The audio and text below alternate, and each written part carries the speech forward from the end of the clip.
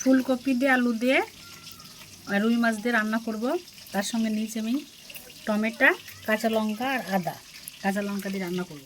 এই দেখো মাছগুলো লাল লাল করে ভেজে নিয়েছি। আর এই যে ফুলকপিগুলো ভাজছি।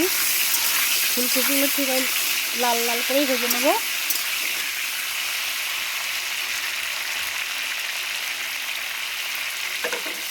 লাল লাল করে ভেজে নিয়েছি ফুলকপিগুলো। এবার আলুগুলো ভেজে নেব।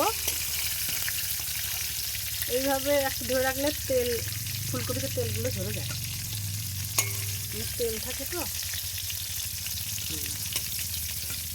একটু করার সময় এখন ধরে থাকবে, তার তেলগুলো ঝরে যাবে। এবার হ্যাঁ বস, আমি আমি কাল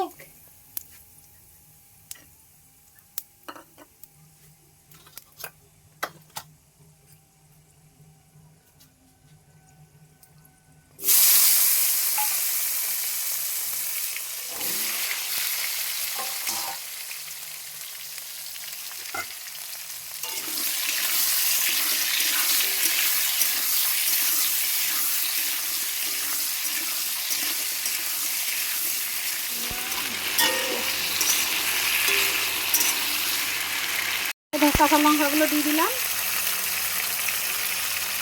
কেউ যদি ভাবো যে বেটে দেবো, বেটেও দেওয়া হবে, বাটতে গেলে এটা তোমার একটু কড়াই ভেজে দিতে হবে তেল ছাড়া লঙ্কাগুলো। ফুলকপিগুলো দিয়ে দিচ্ছি। ফুলকপি আর মাছ একসঙ্গেই দিয়ে দিচ্ছি। ফুলকপিগুলো তো ভালো করে ভেজে নিয়েছি, হয়ে যাবে। তা দিয়ে এই যে নামিয়ে দিচ্ছি, হয়ে গেছে তরকারি। এইবার ফুলকপির তরকারি হয়ে গেল।